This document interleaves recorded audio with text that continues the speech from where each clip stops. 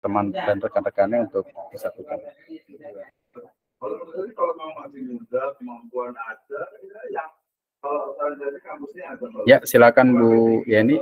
Ya, sebentar Pak, saya share screen dulu. Ya.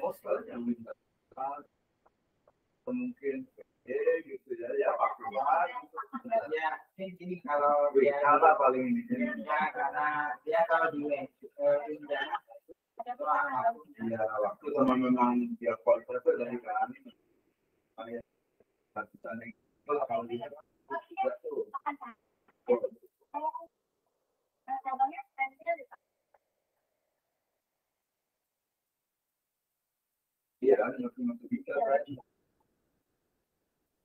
saya tahun berapa di Karawat? Baru dia kuliah. Ada kan? Iya.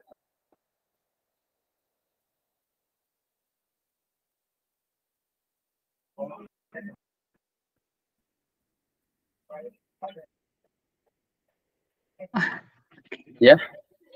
Ya. Bisa. Tadi ada kendala? Enggak Pak, sebentar. Tadi salah.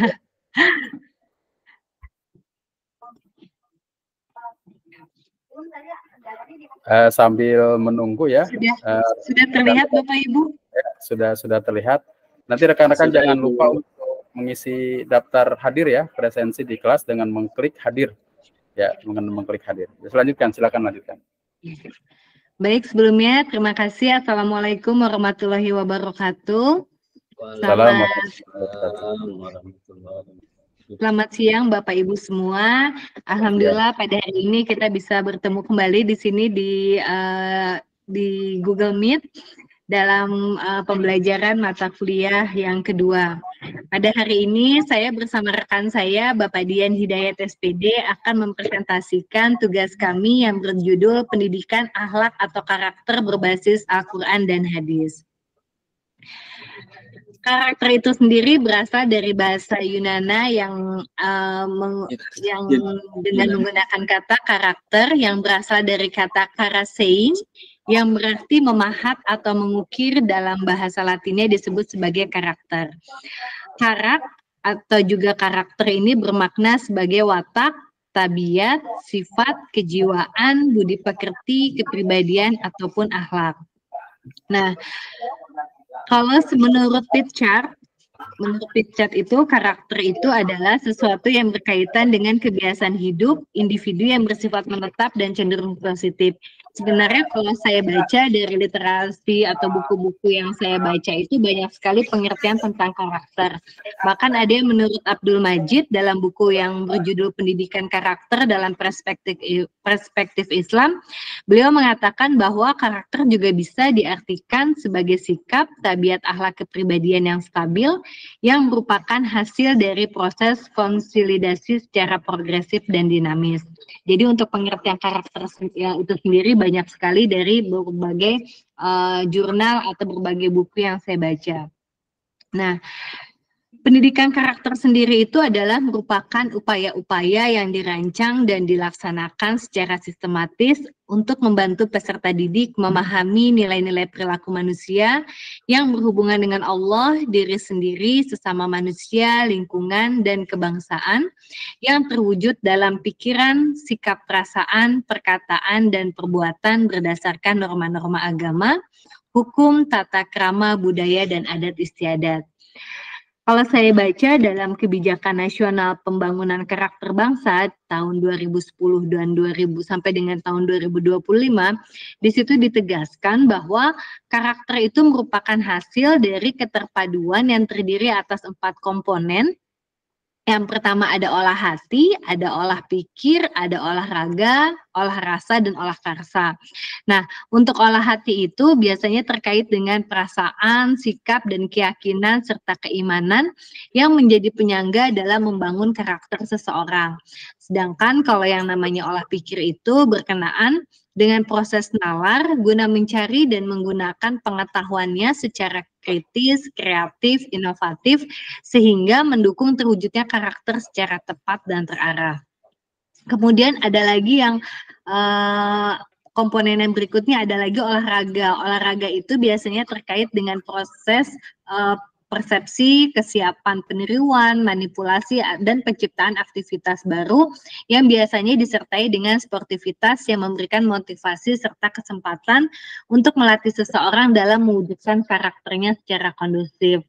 Kemudian sementara itu untuk olah rasa dan olah karsa biasanya berhubungan dengan kemauan dan kreativitas yang tercermin dalam kepedulian, pencitraan, dan penciptaan atau keterbaruan yang merupakan upaya dalam merealisasikan karakteristik seseorang. Nah, pendidikan karakter ini sebenarnya memang sudah harus ditanamkan sejak dini karena dengan adanya pendidikan karakter itu bisa membawa kita ke dampak yang lebih baik. Dan pendidikan karakter dalam diri sendiri itu biasanya diawali dengan pendidikan dari dalam keluarga. Baik, untuk slide selanjutnya akan dipaparkan oleh rekan saya, Bapak Dian Hidayat. Silakan Bapak Dian. Baik, terima kasih Bu Yeni untuk kesempatannya. Di sini saya akan melanjutkan presentasi yang tadi disampaikan oleh Bu Yeni. Selanjutnya kita berbicara mengenai pendidikan karakter lebih dalam daripada Islam. Berbicara Islam, sudah pasti kita condong kepada dua pengabdian yang vertikal tentu saja kepada Allah Subhanahu wa taala dan horizontal kepada ajarannya baik kepada manusia, nabinya sebagai utusan Allah gitu kan. Dan berbagai hal lainnya. Di sini pendidikan karakter dalam Islam atau akhlak Islami pada prinsipnya didasarkan pada dua sumber pokok ajaran Islam, yaitu Al-Qur'an dan hadis Nabi. Islam menjadikan akidah sebagai pondasi syariah dan akhlak. Oleh karenanya, karakter mula-mula yang dibangun setiap muslim adalah karakter akhlak kepada Allah dan akhlak kepada Rasulullah. Dengan pondasi kuat antara akhlak kepada Allah dan juga akhlak kepada Rasulullah, mengimani, mempercayai dan juga mengamalkan ajaran yang ada dalam Al-Qur'an dan hadis, sudah pasti karakter dalam kehidupan sosialnya itu akan menjadi baik. Makanya para ulama kita gitu ya mengajarkan atau memberitahukan kepada kita akhlak atau karakter itu harus didahulukan sebelum ilmu yang akan kita pelajari. Makanya ada ulama mengatakan dari usia 50 tahun, 30 tahun belajar mengenai adab atau akhlak, 20 tahun belajar mengenai ilmu seperti itu. Makanya di dalam Islam akhlak, karakter, adab dan sebagainya itu sangat fundamental sekali gitu ya bagi kehidupan seorang hamba atau seorang manusia. Selanjutnya Bu Yeni.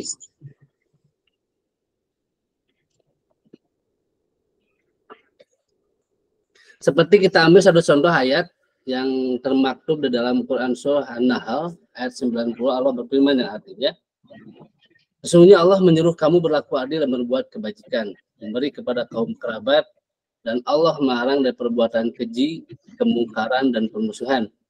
Dia memberi pengajaran kepadamu agar kamu mengambil pelajaran.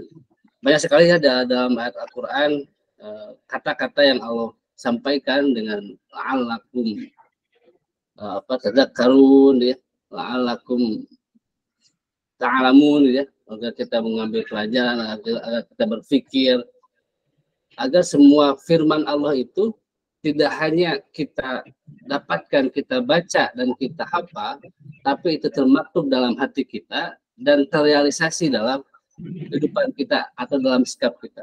Makanya saya pernah mendengar sebuah ceramah gitu ya.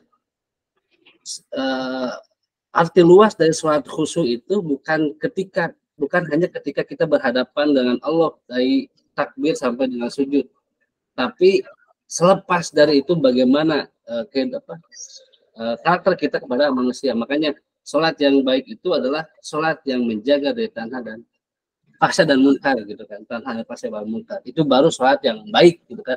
Karena selain kita khusyuk dengan Allah, dan kita juga harus khusyuk dengan manusia atau ciptaan-ciptaannya, atau terhubung dengan karakter kita dalam kehidupan sehari-hari. Selanjutnya Bu Yeni. Di sini ada beberapa contoh ayat gitu kan yang membahas mengenai karakter. Di Quran surah Al-Imran, karakter pertama kepada Allah ada di ayat 132. Kurang lebih ayatnya Allah berfirman, wa atiullaha wa rasul la'allakum turhamun. dan taatilah Allah dan Rasulnya supaya kamu diberi rahmat, gitu kan, seperti itu. Ini karakter pertama kita kepada Allah. Selanjutnya ada di Quran Surah Al-Isra ayat 23, dan selanjutnya ada Quran Surah An-Nisa ayat 59. Itu kita bisa pelajari bersama gitu kan, pemaknaan dari ayat-ayat tersebut. Selanjutnya begini. Nah, ini penting dalam sebuah karakter. Ada 3 komponen inti. Yang pertama adalah moral knowledge, yaitu pengetahuan tentang moral. Nah, kadang kan kita sering berbicara mengenai moral gitu ya. Bahkan ini sudah menjadi bahasa yang setiap hari mungkin kita dengar, baik dari guru, gitu, teman diskusi, ataupun dan yang lainnya. Terus apa sih pengertian moral tersebut? Gitu kan, biar kita tidak salah persepsi gitu kan dalam mengaplikasikan dari moral itu sendiri. Ada definisi yang mungkin yang akan saya diskusikan dengan teman-teman dan yang lainnya. Moral adalah ajaran tentang laku hidup yang baik berdasarkan satu pandangan hidup atau agama tertentu. Moral sebagai tingkah laku hidup manusia yang berdasarkan pada kesadaran bahwa ia terikat oleh keharusan untuk mencapai yang baik sesuai dengan nilai dan norma yang berlaku dalam lingkungannya. Di sini moral itu berdasarkan pada keyakinan kita. Makanya pas gitu ya, ketika kita mengetahui tentang moral gitu ya, kita harus tahu dulu kita sebagai makhluk itu apa. Ada sebuah ayat, tugas utama kita sebagai hamba gitu kan adalah untuk beribadah kepada Allah. Ibadah kalau ditafsirkan baik kan banyak, baik mahdoh ataupun ghair mahdoh, baik yang langsung kepada Allah ataupun yang melalui perantara baik itu dalam manusia dan juga yang lainnya. Nah, itu kan kalau moral, kalau karakter kita kurang baik, bagaimana kita akan beribadah dan ibadah itu berkualitas buat kita semua. Selanjutnya moral feeling, perasaan tentang moral. Setelah tahu moral itu seperti apa, dirasakan atau dihayati oleh kita. Selanjutnya adalah moral action, yaitu setelah dihayati tumbuh kepada perilaku kita sehari. Itu 3 komponen penting karakter yang baik itu seperti apa. Selanjutnya sudah habis, Pak. Nah, itu mungkin beberapa hal berkaitan dengan pendidikan karakter atau akhlak berbasis Al-Quran dan hadis. Memang sudah pas gitu ya. Sejauh pemahaman saya gitu, sedikit pemahaman saya mengenai karakter itu harus bersumber dari keyakinan dulu. Jadi keyakinan baik kita sebagai seorang muslim jadi harus disumberkan dulu kepada Al-Quran dan hadis agar nanti tidak muncul atau tidak berserakan kepada keyakinan yang lain. Apalagi kan sekarang tuh luar biasa ya, ketika kita menghadapi dunia atau zaman yang terus menerus fasilitas baik itu pengetahuan ataupun yang lainnya terus meningkat. Tidak sedikit kalau saya baca dari fenomena yang ada, bahkan saya dulu sempat berdiskusi gitu dengan anak usia MTS kelas 2 berbicara mengenai Al-Quran. Saya tanya kepada beliau, ini anak kedua MTS, saya juga kaget ya. Kamu percaya nggak ke Al-Quran? Enggak katanya, Pak. Kenapa? Masa Al-Quran mengajarkan perang? Saya kaget mendengar jawaban itu. Oh, kok anak kelas 2 MTS dapat bacaan dari mana? Jadi ada bahasa seperti itu. Gitu kan?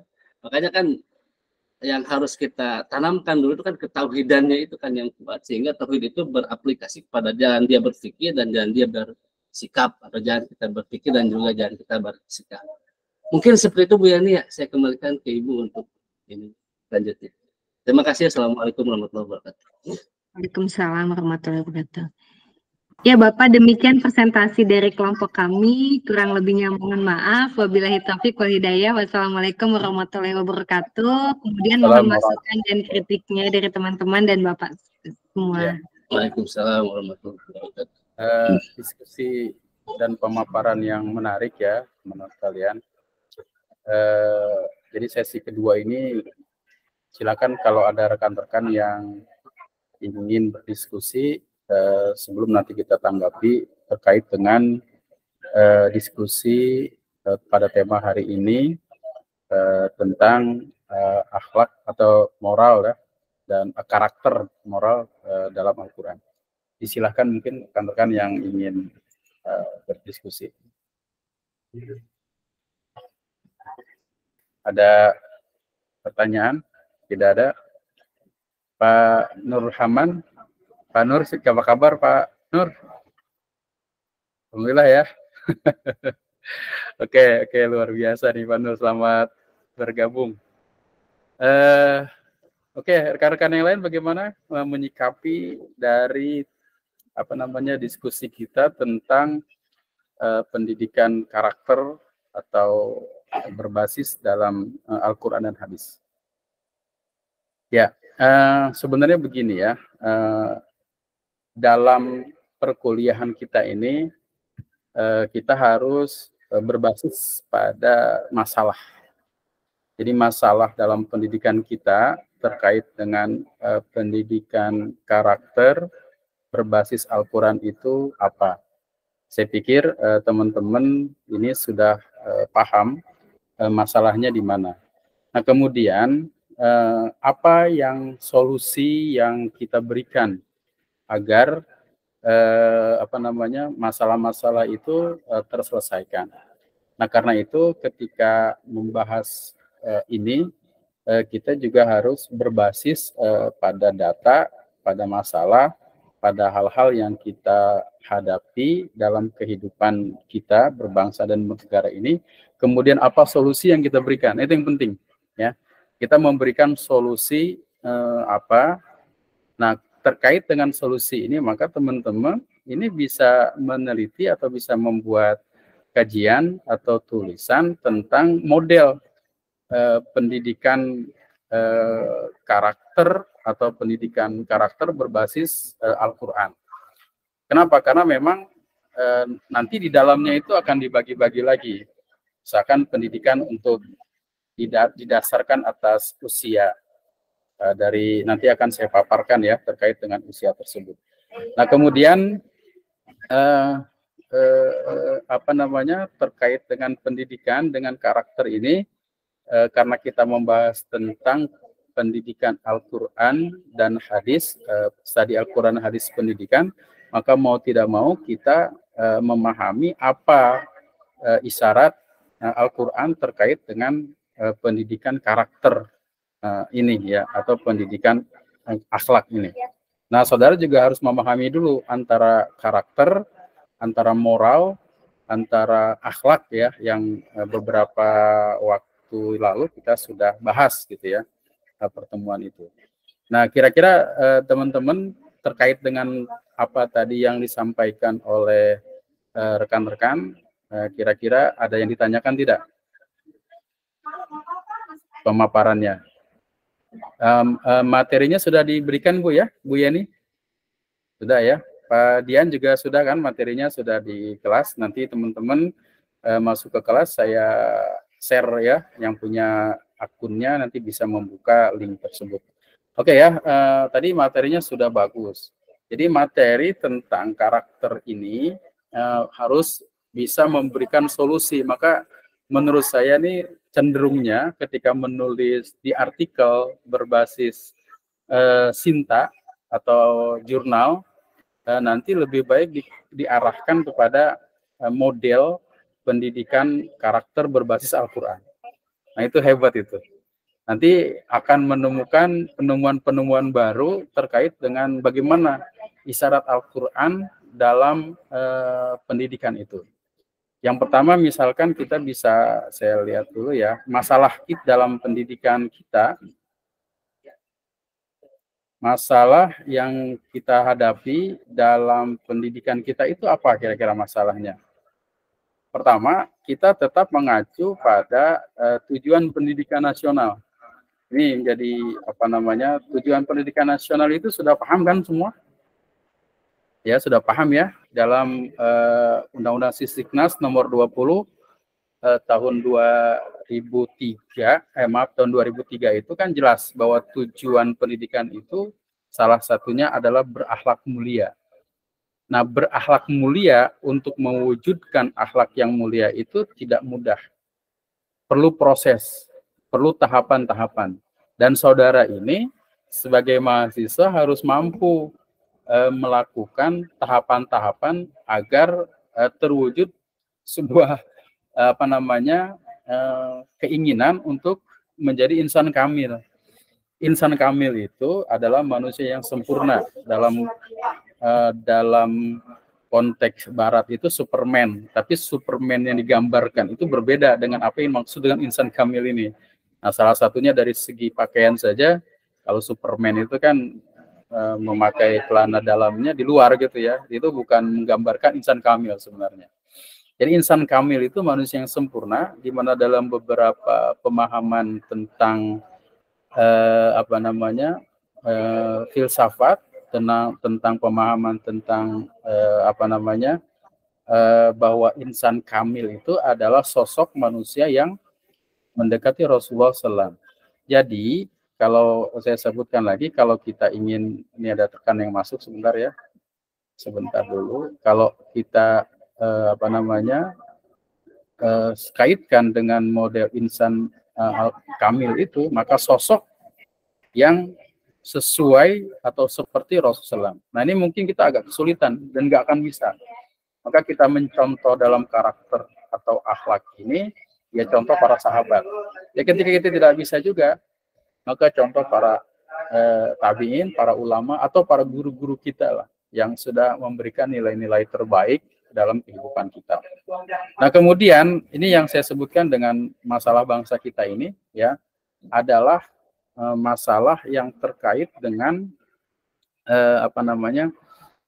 pendidikan, di mana dalam Undang-Undang Nomor 20 Tahun 2003 itu dijelaskan bahwa bertujuan untuk berkembangnya potensi peserta didik agar menjadi manusia yang beriman dan bertakwa kepada Tuhan Yang Maha Esa, ini berakhlak mulia. Jadi kalimat berakhlak mulia menjadi tujuan dari pendidikan nasional. Dan untuk mewujudkan akhlak mulia ini, siapa yang perlu kita contoh? Nah, dalam konteks Islam, maka kita harus mencontoh Rasulullah SAW, sebagaimana disebutkan, laqad kana lakum fi Rasulillah uswatun hasanah. Nah, kemudian kita dihadapkan pada data dan fakta dalam kehidupan berbangsa dan bernegara. Misalkan kita lihat ya, dalam link ini misalkan ICW, ini bisa terlihat layar saya? Bisa terlihat ya? Muncul Pak, muncul ada. Betul ya. Nah, ini data ya, data penindakan kasus korupsi pada tahun 2022 itu meningkat. Meningkatnya di mana? Ini jelas sekali, ini data ya, data yang dilakukan oleh ICW. Jadi kecenderungan kejahatan yang dilakukan oleh mereka-mereka yang terdidik ini meningkat. Dan yang menjadi pernyataan, masalahnya apa? Karena mereka yang melakukan katakanlah korupsi, yang merupakan moral yang tidak, atau akhlak atau karakter yang tidak baik, itu bukan orang biasa, orang-orang yang memiliki kedudukan yang tinggi. Secara pendidikannya jelas tinggi. Kemudian untuk melaksanakan ibadah-ibadah seperti ibadah haji, rata-rata mereka sudah melakukan. Nah, kemudian mengapa kejahatan ini bisa terjadi? Ini menjadi pertanyaan besar terkait dengan hal tersebut. Nah, coba misalkan kita lihat lagi data yang lain misalkan. Ya, ini masih tentang ini. Data ini jadi masalah besar dalam pendidikan kita. Nah, di sektor pendidikan, ini ternyata korupsi meningkat, ya, di bidang pendidikan. Nah, bagaimana yang harus kita lakukan sementara pendidikan kita pun meningkat dalam bidang kejahatan korupsinya? Korupsi sektor pendidikan berlatar belakang kepala dan wakil kepala daerah ini sebanyak 7 atau 1,1%. Kemudian DPR dan DPD sebanyak 0,62%. Dan jadi meningkat. Nah, ini kan sudah sesuatu yang luar biasa dalam proses moral bangsa kita. Maka bagaimana cara kita untuk menyelesaikan masalah ini? Nah, salah satunya adalah kita menyumbangkan pemikiran tentang model pendidikan karakter berbasis Al-Quran dan hadis. Nah, tentu sebenarnya kalau kita kaitkan dengan ayat-ayat Al-Quran, ajaran Islam itu yang luar biasa. Mengamalkan Islam itu luar biasa. Dalam sholat saja, ya kita diperintahkan untuk sesuai dengan syarat dan rukunnya. Takbiratul ihram kita ingat kepada Allah Subhanahu wa taala ketika takbiratul ihram. Kemudian ingat juga bahwa sholat itu diakhiri dengan salam. Salam itu artinya kita melihat ke kanan, melihat ke kiri. Itu bisa bermakna bahwa kita itu juga harus memiliki kesalehan sosial. Jadi kita harus peduli terhadap orang-orang yang berada di sekitar kita. Nah, jadi kalau kita kaitkan dengan ajaran Islam, sebagaimana yang tadi sudah dipaparkan oleh pemakalah, ini tentunya menjadi acuan yang memang luar biasa, tinggi, ya. Namun kita juga harus memahami bagaimana tahapan untuk mencapai nilai-nilai yang tinggi tersebut. Karena isyarat itu katakanlah perlu tindak lanjut.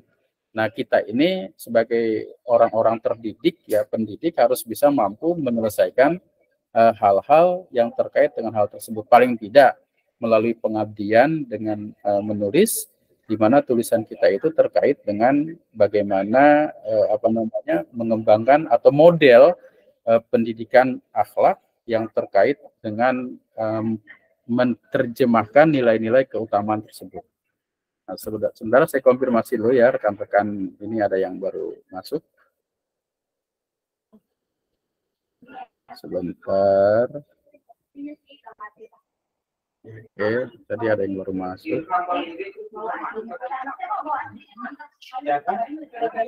Oke ya, sudah masuk semua. Oke ya, kita lanjutkan lagi.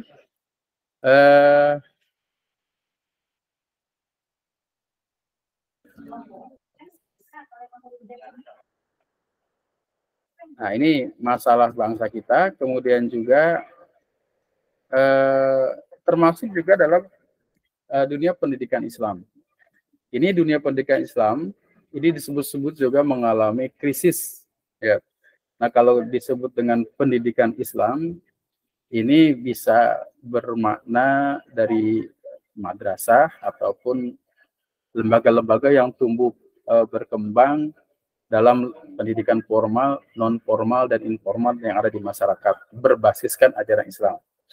Nah, kemudian terkait dengan kemunduran ini, itu disepakati oleh para ahli pendidikan. Nah, kemudian mereka memiliki pendapat yang beragam tentang krisis tersebut. Ada yang menganggap terjadi karena ketidaklengkapan aspek materinya, ada yang menganggap karena terjadinya krisis sosial masyarakat akibat masyarakat meninggalkan budayanya.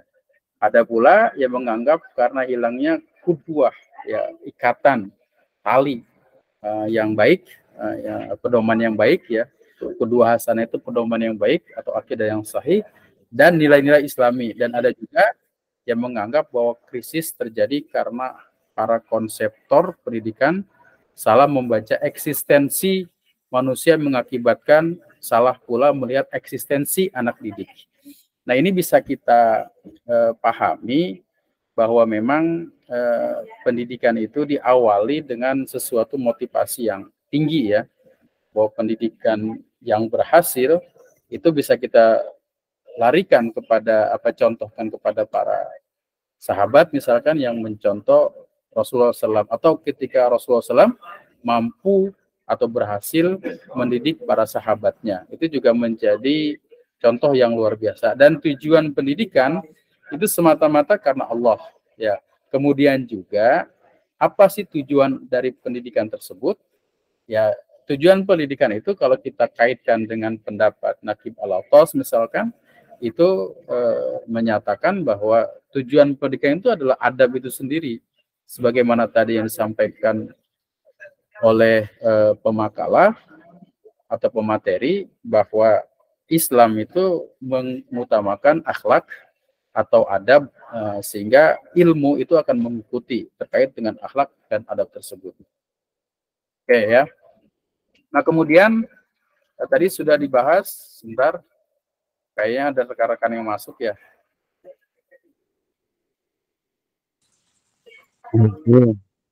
Oke, sebentar, teman-teman. Di sini udah masuk semua ya.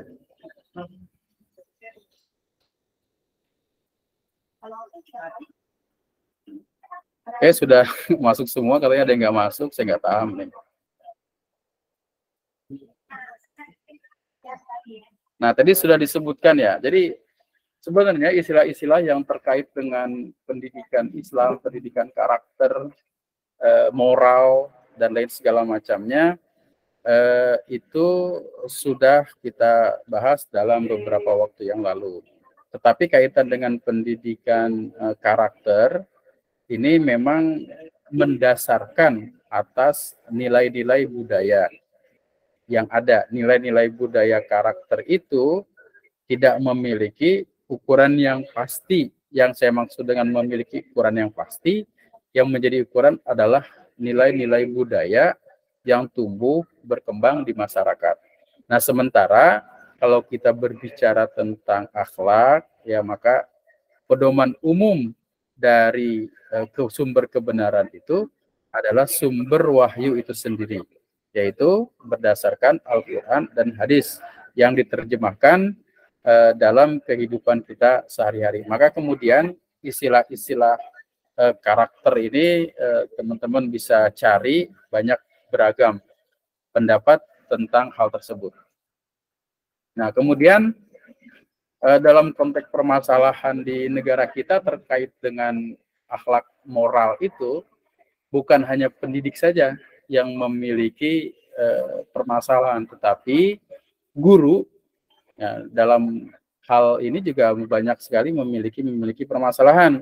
Di antaranya adalah karakter guru yang memang tidak memiliki karakter-karakter yang utama yang dapat dicontoh oleh peserta didiknya.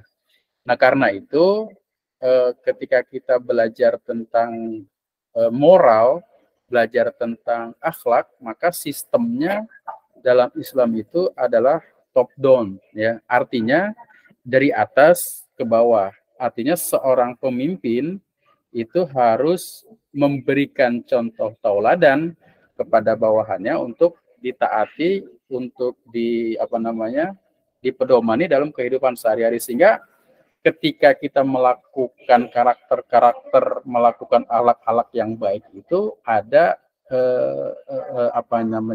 rujukannya. Jadi maksud dengan rujukan itu adalah contoh. Nah, karena itu ketika saudara berada di instansi, berada di lembaga terkait dengan sosial kemasyarakatan, apakah itu sebagai pendidik, apakah itu di madrasah, di sekolah, di pesantren, maka pimpinan-pimpinan pesantren ini harus memiliki nilai-nilai utama.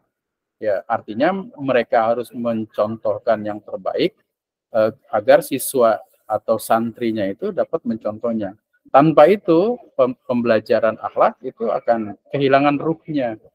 Nah, itu yang dimaksud dengan proses pembelajaran atau penerapan nilai-nilai akhlak dalam kehidupan sehari-hari.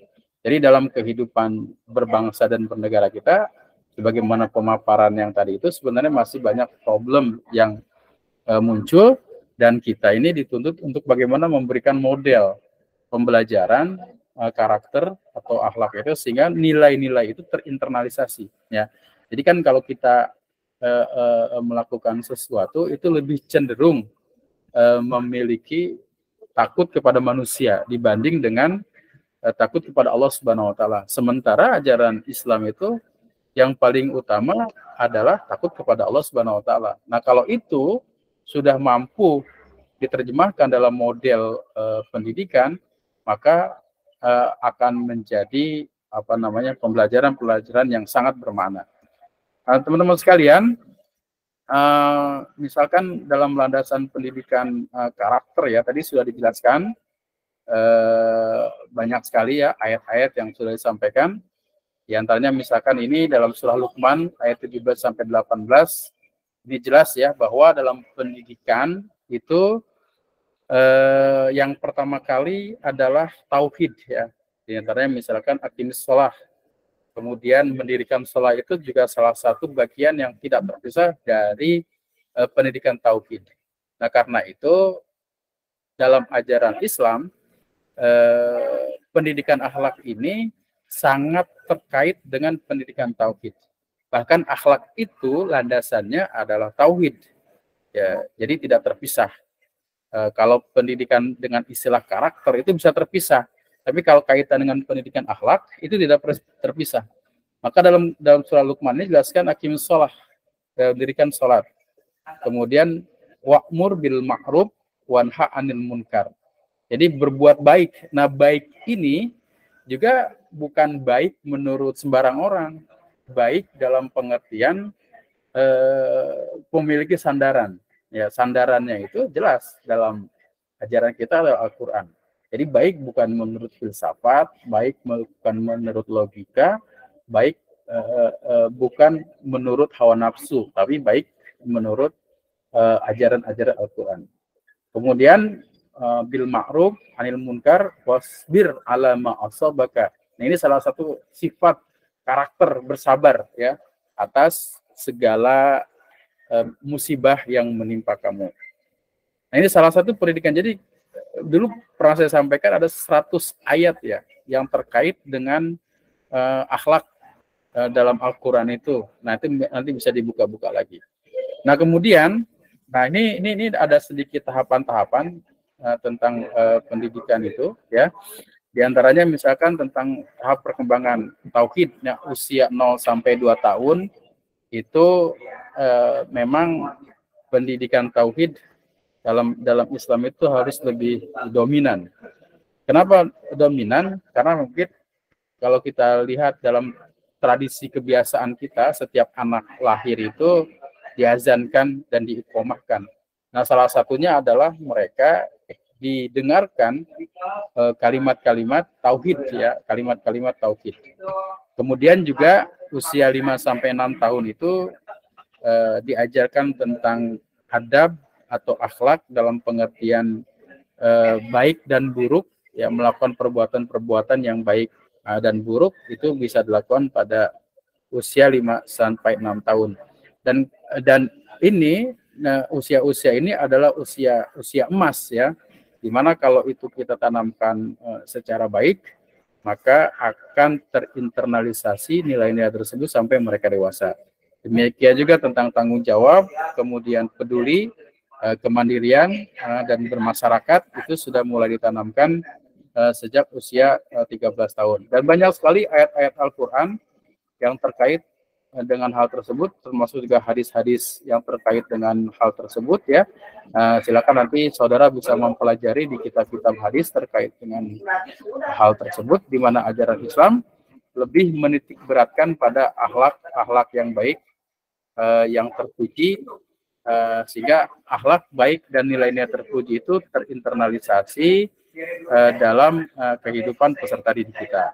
Nah, saya pikir itu saja ya sebagai tambahan dari materi-materi yang tadi sudah disampaikan oleh pemakalah ya, yaitu Bu Yeni dan rekan-rekan kita tadi Bu Dian ya, Pak Dian. Nah, untuk teman-teman yang mau diskusi silahkan ditanyakan. Dari rekan-rekan yang lain mungkin ada yang ditanyakan? Mangga Pak Hamdan. Kalau ada disilahkan, mungkin Pak Nur Haman, silahkan kalau ada yang ditanyakan Pak. Pak Nur, selamat bergabung Pak Nur nih, baru lihat saya. Ya. Tadi nggak mengikuti dari awal Pak, jadi materi yang disampaikannya jadi belum tahu ya. Ya nggak apa-apa ya, nanti yang jelas teman-teman semua bergabung di kelas ya. Di kelas Google Classroom karena materi akan saya share atau saya bagikan ke situ. Nah, ya, kalau tidak ada pertanyaan saya ingin Pak juga sama Pak, bisa masuk ya, Pak, linknya Pak, lewat WA Pak. Ini juga saya bisa masuk lewat email Pak. Nggak bisa masuk? Iya, kemarin WA, saya lagi dihukum, mau bisa masuk. Ya, tadi saya pakai tadi itu kejadiannya. Ini nggak ada, ini ada 20 ya, ada 20 yang bergabung dengan kita. Terima kasih Pak. Ini semuanya di saya itu tidak ada yang tidak masuk, semuanya sudah bergabung. Biasanya kalau belum bergabung Minggu itu kemarin, izinkan, Pak, seizinkan semua. Oh, minggu kemarin. Oh iya, minggu Iya. kemarin. Oke. Kemarin mungkin ada adminnya. Ini ada Farti Fadilah ya? Mau bertanya mungkin? Saya baru masuk, Pak. Maaf. Belum masuk. Oke. Rekan-rekan sekalian, saya coba bawa ke kelas dulu ya. Oke, silakan Bu Leli. Leli Amelia. Ada pertanyaan Bu Leli? Disilakan. Makasih ya, Pak. Baik, Ustadz. Ya, silakan. Assalamualaikum warahmatullahi wabarakatuh. Baik, ini terkait dengan materi ini ya Pak ya, memang luar biasa karena memang kita semuanya adalah guru agama gitu kan. Maka tantangan terbesarnya adalah memang tentang adab, akhlak atau karakter. Sebetulnya dari ketiga istilah tersebut, adab, akhlak, karakter gitu kan, esensinya itu sama ya Pak ya. Arahnya kan memang sebenarnya sama ya kepada attitude-nya anak didik kita gitu kan, akhlak yang baik gitu kan, adab yang baik gitu kan, itu kan tujuan daripada pendidikan ini. Namun ketika kita semakin ini memfokuskan gitu ke arah adab, kayak misalkan sekolah dengan visi misinya itu memang membentuk generasi yang beradab seperti itu, atau berakhlak karimah, kemudian sebagai generasi yang Qurani dan beradab, itu justru semakin tantangannya semakin luar biasa gitu kan. Bagaimana kita melihat justru ini pengen banget lembaga sekolah kita itu anak-anaknya beradab, tapi di sisi lain ketika kita melihat perilaku anak-anak kok sepertinya berbalik gitu. Nah ini sebetulnya ada apa ini Pak ya, pengen sharing aja gitu kan. Sebelumnya yang belum tepat gitu kan, atau memang dalam sistemnya yang masih belum saling keterkaitan antara konsep dengan tujuan yang ingin dicapai dan pada praktisnya di setiap harinya itu Pak. Makasih Pak. Assalamualaikum. Assalamualaikum warahmatullahi wabarakatuh. Saya minta untuk pemakalah bisa menjawab. Pak Ian mungkin silakan Pak. Mungkin sudah paham tadi apa yang ditanyakan Bu Leli. Kita diskusi Pak. Ya, Baik Pak Dokter, terima kasih kesempatannya. Ibu Leli, terima kasih, pertanyaan luar biasa ya. Saya mencoba menjawab dari apa yang sudah saya alami dan rasakan gitu, berkaitan dengan pendidikan ini, pendidikan karakter ini gitu. Memang ya 2-3 tahun yang lalu lah ya, atau berapa tahun yang lalu mungkin ya, moralitas itu kan, moralitas anak itu, karakter anak apalagi di sekolah-sekolah seperti kita ketahui bersama gitu, di Bogor sendiri apa namanya, banyak sekali gitu ya, terlebih sekarang aduh saya lihat media sosial tuh anak-anak tuh luar biasa gitu kan, dengan memakai seragam ataupun tidak memakai seragam gitu ya. Memang sih kalau di lembaga pendidikan yang saya rasakan gitu ya, dan saya mencoba menganalisa meskipun belum dalam apa ya, semua unsur dari lembaga pendidikan itu kalau misalkan memang tujuannya untuk ke sana, jangan sampai hanya menggaungkan saja sebagai lembaga pendidikan yang mengarahkan standar lulusan itu menjadi siswa yang beradab. Yang pernah saya sharing dengan salah satu konsultan pendidikan gitu ya, yang sudah apa namanya membantu membuat sebuah program yang harus dilaksanakan di sekolah boarding school. Saya juga pernah sharing dengan guru-guru yang mengajar di sekolah-sekolah dengan notabene biayanya tinggi. Nah itu katanya kalau saya sharing dengan mereka tuh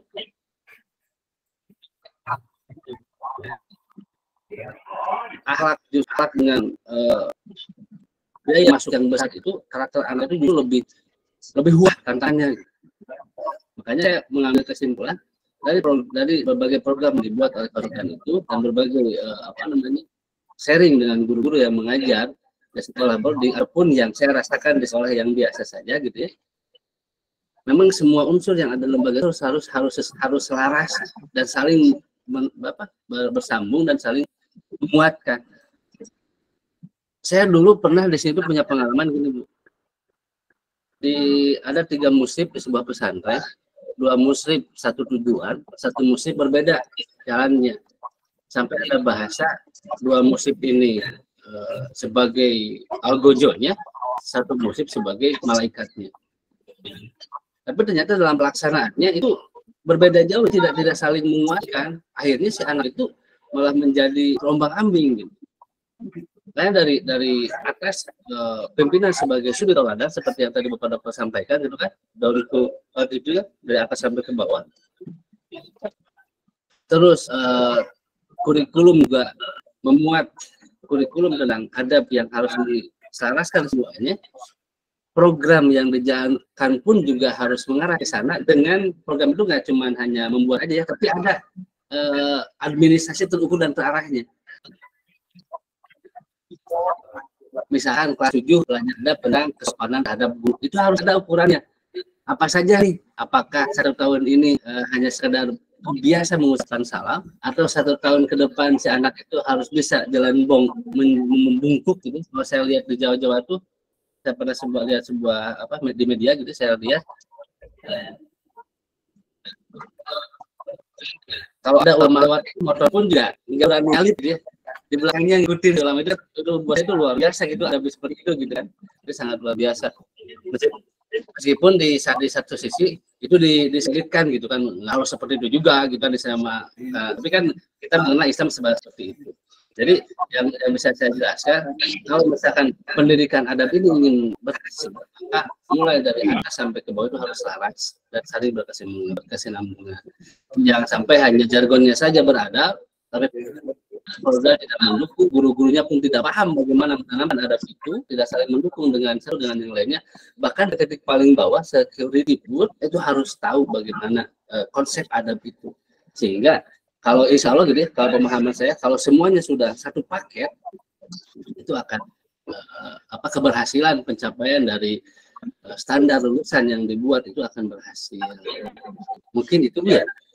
Ya, oke ya teman-teman, begini. Mudah-mudahan kalau kita urut dari atas, misalkan kita punya undang-undang sistem pendidikan nasional yang dimana tujuannya adalah satu akhlak mulia. Nah, untuk mewujudkan akhlak mulia itu tugas siapa? Tugas negara kan? Guru. Tugas negara, tapi kan terlalu besar. Nah, kalau kita turunkan lagi ke wilayah-wilayah, misalkan di provinsi, misalnya tugas gubernur.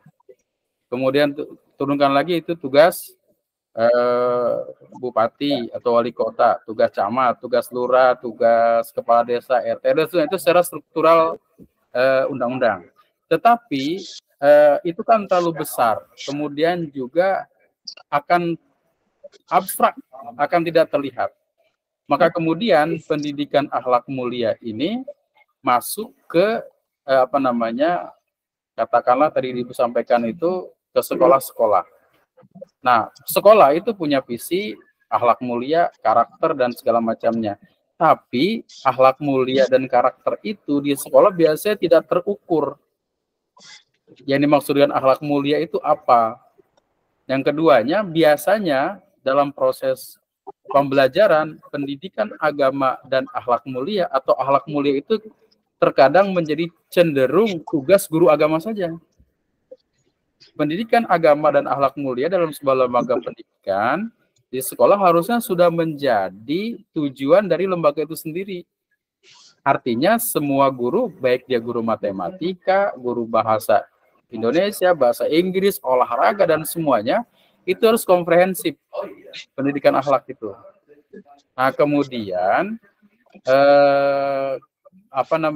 dalam proses pembelajaran di sekolah atau di lembaga itu yang paling efektif itu yaitu uswatun hasanah. Uswatun hasanah itu dari mana? Dari orang-orang si top down itu. Kalau di sekolah itu kalau guru itu mencontoh siapa? Contoh kepala sekolah atau kepala madrasah. Nah, paling tidak kepala madrasah itu adalah orang yang terdepan dalam mengusung akhlakul karimah sesuai dengan visi dan misi sekolah. Yang kedua adalah para guru-guru.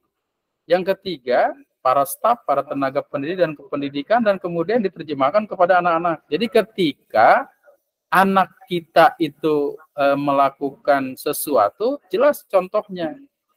Tidak abstrak. Harus ada contoh konkretnya. Nah, maka dari itu sebenarnya proses pembelajaran kita ini secara teoritis ya kita sudah tahu akhlak, adab seperti apa, cuma yang nilai yang tinggi itu adalah mempraktikkan ini yang luar biasa ini. Bagaimana kita ini mempraktikkan menjadi budaya dalam kehidupan sehari-hari, karena dalam prinsip kehidupan kita itu biasanya dalam kehidupan sehari-hari ada kesenjangan. Banyak sekali kesenjangan yang terjadi antara teori dan fakta yang sesungguhnya. Anak-anak kita di sekolah mulai dari tingkat RA, SD, MI sampai perguruan tinggi itu diajarkan sesuatu yang baik. Sesuatu yang nilai-nilai yang utama. Tetapi masalahnya adalah ketika anak itu sudah berada di rumah, itu dihadapkan dengan berita-berita yang kriminal, yang segala macamnya, sehingga itu mempengaruhi pemikirannya. Nah, karena itu pembelajaran akhlak ini sebenarnya harus komprehensif. Penanggulangan nilai-nilai ini harus komprehensif, harus menjadi tanggung jawab semua, bukan hanya tanggung jawab guru agama. Nah, kemudian gini, tadi ada sedikit perbedaan ya, saya memahaminya begini. Kalau akhlak dan adab itu jelas memang mendapat tempat dalam dalam Al-Qur'an, wa innaka la'ala khuluqin azim. Adab misalkan adabani rabbi fa ahsana ta'dibi. Jadi punya standar kriteria kebenaran yang jelas. Tetapi kalau karakter, kalau moral itu belum tentu. Misalkan begini, demokrasi itu bagus. Bermusyawarah itu bagus. Dalam Islam bermusyawarah itu bagus. Tetapi dalam karakter ada seseorang yang memusyawarahkan sesuatu yang sudah dilarang oleh ajaran Islam. Misalkan dalam sebuah demokrasi itu kan tidak mengenal halal haram, tapi yang dikenal adalah suara terbanyak. Maka kemungkinan suara terbanyak adalah suara Tuhan bahasanya ya, dalam demokrasi itu. Nah, berarti dalam sebuah demokrasi itu misalkan dalam suatu wilayah memerlukan lokalisasi perjudian misalkan. Dalam ketika menentukan itu dalam sebuah negara demokrasi bisa dimusyawarahkan. Tetapi dalam Islam itu jelas sudah dilarang. Tidak boleh bermusyawarah terhadap sesuatu yang batil. Tapi kalau sesuai sistem demokrasi, kalau memang itu budaya, itu karakter itu boleh. Kenapa? Karena didasarkan atas nilai-nilai dan budaya yang ada. Tapi dalam Islam itu ukurannya jelas. Tidak boleh kita mengharamkan atau menghalalkan sesuatu yang sudah dihalalkan, menghalalkan sesuatu yang sudah diharamkan dalam Al-Quran, tidak boleh. Nah, karena itu, maka kaitan dengan belajar adab, belajar akhlak, itu nilai utamanya adalah tauhid. Tauhid itu. Ya, maka dalam pendidikan kita dulu ketika kita di dunia, di pesantren, itu kan diajarkan akhlak lil banin, akhlak lil banat. Itu tidak lain agar kita itu terinternalisasi nilai-nilai baik ketika kita berjalan, ketika berhadapan dengan orang tua, ketika dengan guru, bahkan bukan dengan guru saja, anaknya guru. Bagaimana cara menghormatinya? Maka muncul kita ta'lim. Bagaimana agar kita belajar itu bukan hanya transfer knowledge saja, pengetahuan saja, tapi juga ada transfer adab. Nah, guru-guru agama itu posisinya lebih besar di situ. Bukan hanya nilai agama saja. Mereka bisa saja tahu ya hal-hal tersebut, tapi belum tentu mengamalkan dalam kehidupan sehari-hari. Maka sebenarnya bahasan kali ini ya, saya lebih cenderung saudara-saudara ini yang presentasinya mengerucut ya, membuat sebuah tulisan yang dinaikkan ke jurnal dengan model pendidikan karakter akhlak berbasis Al-Quran atau hadis. Karena Al-Quran dan hadis itu memuat hal-hal bagaimana kita bersikap, berbuat, bertingkah laku sesuai dengan ajaran Islam. Dan itu merupakan sebuah karakter yang baik, yang bisa dihargai oleh budaya apapun. Kejujuran, kesabaran, gitu kan? Sodakoh, atau derma atau berbagi, itu kan semua agama menyatakan untuk baik. Nah, itu mungkin yang menjadi poin-poin yang kita pahami pada hari ini.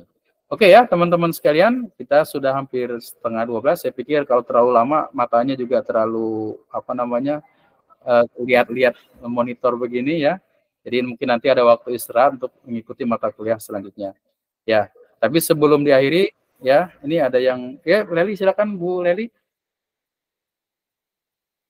Iya Pak, terima kasih penjelasannya Pak. Ya, ya mungkin memang itu tadi ya, betul bahwa memang yang masih ada di stigma para guru di lembaga itu bahwa memang yang menjadi penanggung jawab akhlak anak-anak itu adalah guru agama. Betul sekali itu Pak, memang. Makanya memang perlu sekali ya Pak, bahwa memang dikatakan bahwa semua guru itu adalah guru agama gitu ya Pak ya.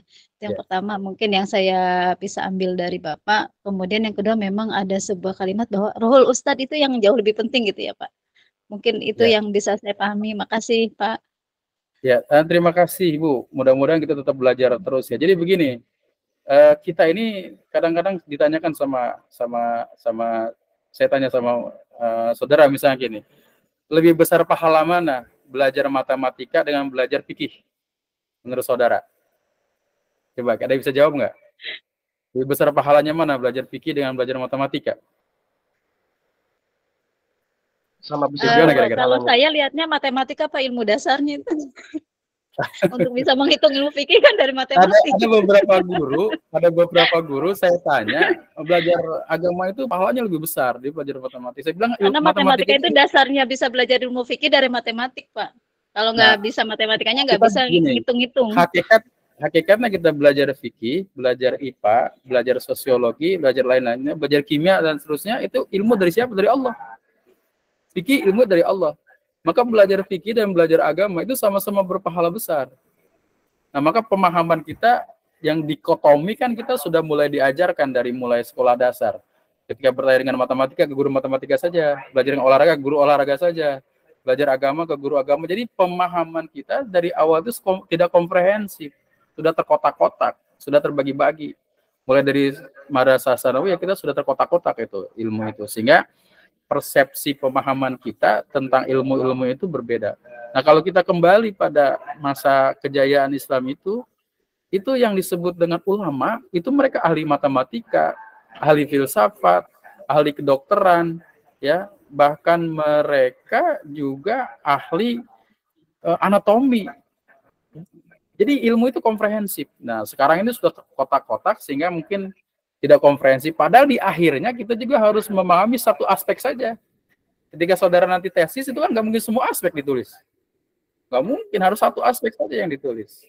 Nah, kita boleh pemahaman seperti ini adalah proses pembelajaran dan pemahaman kita terkait dengan dikotomi ilmu ya. Ada ilmu umum, ada ilmu agama dan seterusnya. Menurut saya, selama ilmu itu berasal dari Allah, maka sama-sama berpahala belajarnya ya, entah itu ilmu merakit apapun ya, silakan, itu termasuk ilmu otomotif itu kan sunatullah itu, dan itu berpahala kita pelajari. Nah, seperti itu. Jadi mungkin apa yang disampaikan tadi Ibu ya, jadi kalau memang kita ingin menerjemahkan nilai-nilai akhlak itu ya, paling tidak memang di lembaga kita dulu ya, kita komprehensifkan bahwa tugas itu bukan hanya guru agama, tapi semua memiliki tugas yang sama. Tetapi ketika di kelas atau di mana itu boleh juga menyampaikan sesuai dengan bidangnya, tapi nilai-nilai akhlaknya tidak boleh dilupakan. Ketika siswa itu mampu menyelesaikan, dia pintar matematika, apa akhlak bilang jangan sombong, itu kan nilai akhlaknya yang dia sampaikan. Kamu jangan sombong. Ada teman yang minta tolong, ya bantu. Kalau dia minta, itu kan akhlak.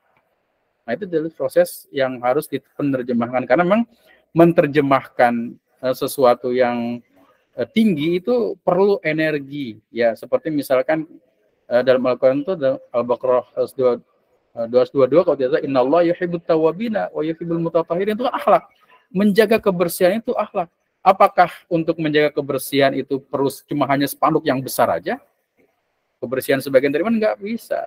Harus ada aturan, harus ada penegasan, harus ada biaya orang yang petugas kebersihan, harus punya alat-alat menjaga kebersihan, harus punya reward and punishment kepada orang yang menjaga kebersihan, ada duta kebersihan, macam-macam itu yang dilakukan. Jadi sumber energi itu perlu dibumikan ya, artinya perlu terjemahkan, dan itu adalah perlu kesungguhan dalam hal tersebut. Nah, ini menjadi bagian dari tugas kita ya kepada teman-teman semua agar mampu menerjemahkan nilai-nilai ini dalam kehidupan kita sehari-hari. Itu saja mungkin teman-teman semua. Kemudian nanti insya Allah akan saya sampaikan rekaman ini di kelas ya, dan teman-teman yang belum memiliki link di kelas nanti boleh emailnya kirim ke saya, nanti saya akan tambahkan di kelas kita. Itu saja mungkin pertemuan pada hari ini. Mohon maaf atas segala kurangan, dan mulai saat ini kita harus bisa memberikan terbaik dalam hal mencontoh kepada orang-orang lain. Terima kasih. Mohon maaf atas segala kekurangan. Mari sama-sama kita tutup dengan baca hamdalah. Alhamdulillahirabbil alamin. Khairul kalam. Assalamualaikum warahmatullahi wabarakatuh. Waalaikumsalam warahmatullahi wabarakatuh. Saya izin ya duluan ya.